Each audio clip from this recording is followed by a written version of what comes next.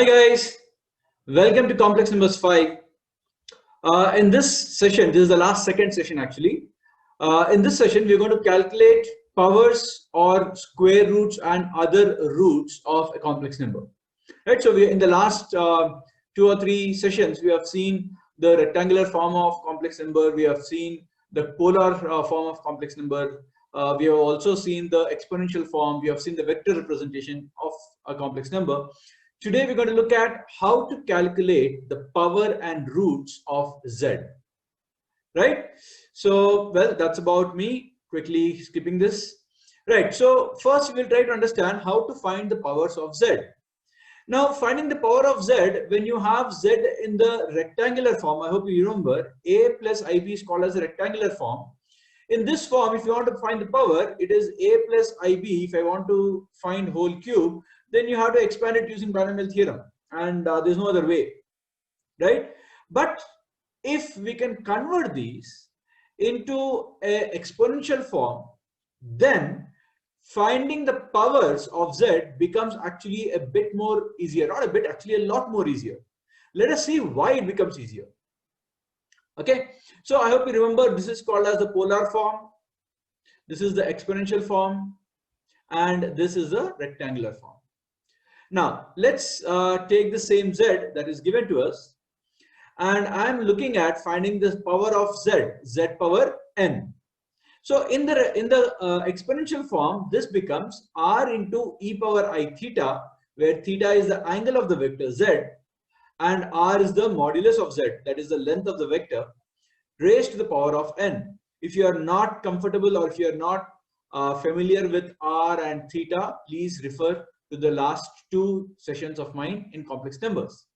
Anyway, so if you look at this, this can be written as r power n into e power I theta whole to the power of n. Now, using the meaning of the power or the idea for power, what you can do is this r power n will remain as it is, but we all know a power b whole power n can be written as a power bn. So basically, I'm looking at e power I theta whole to the power of n. I can multiply I theta and n. Right? So this is my z power n. So this, now if I convert it into the polar coordinate form, becomes r power n into cos n theta plus I sin n theta. So this becomes the modification of z power n.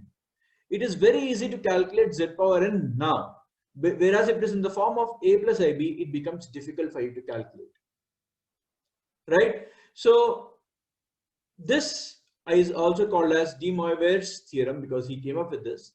A simple application of this could be if your z is equal to minus half plus, or rather half, let's keep it as half plus I root 3 by 2. So you can write this z as 1 into cos 60 plus I sin 60, right?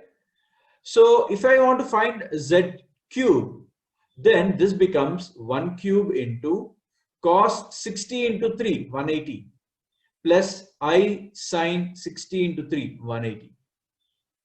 That's it. And we know the values of cos 180 and sin 180. Sin 180 is 0, right? And cos 180 will become -1. So your z value becomes, z cube becomes -1. Right? So that's how simple your powers will become.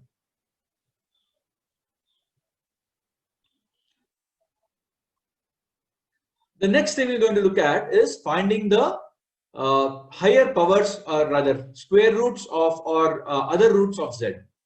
So first let's take a look at square root, and the same process is applicable for higher roots also. Actually, it is not any different than what you have just seen.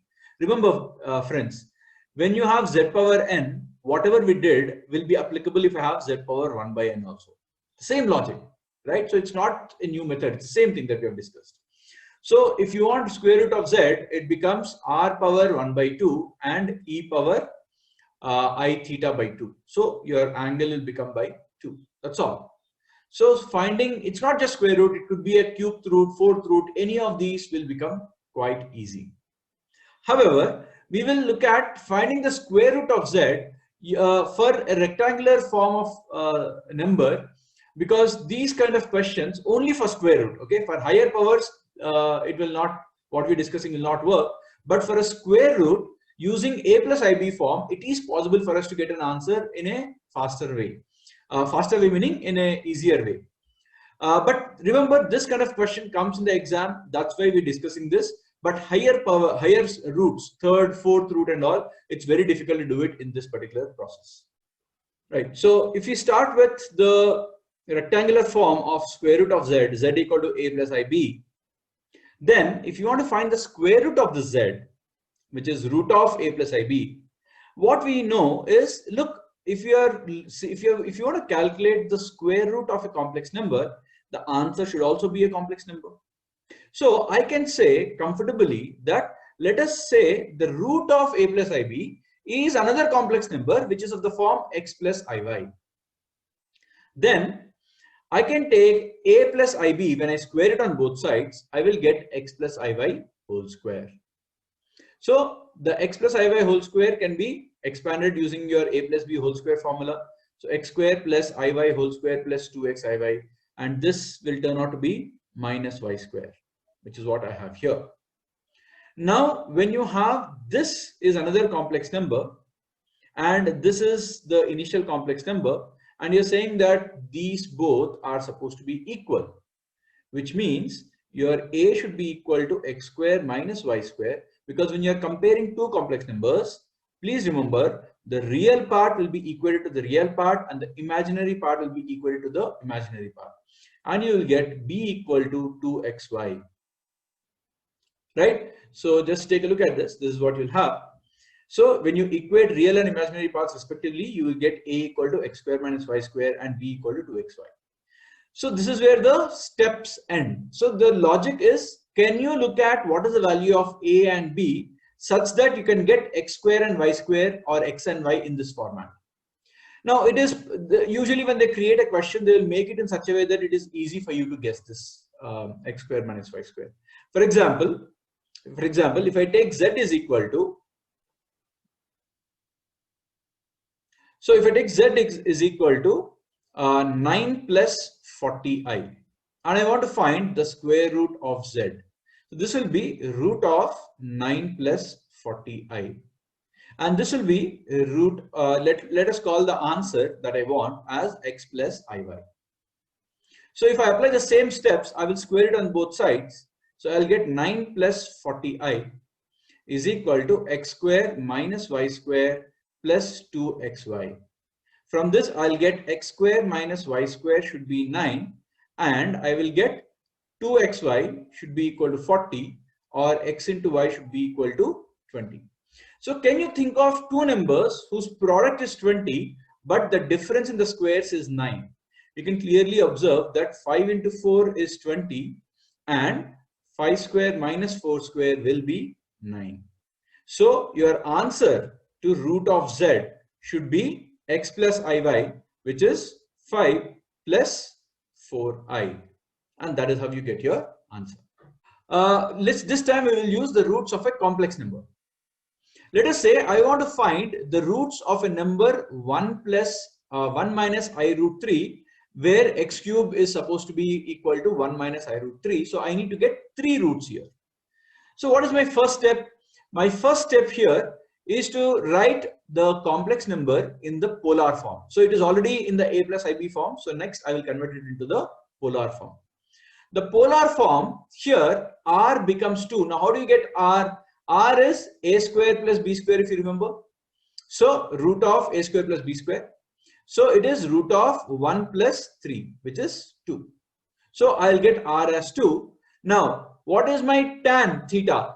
My tan theta, if you remember from the rectangular form, is b by a, right? So my b is minus root 3 by 1. That becomes my tan theta. So our theta will be tan inverse of minus root 3 by 1, which is 5 pi by 3. If you know the basics of your tangent and your angles, you'll realize it is 5 pi by 3.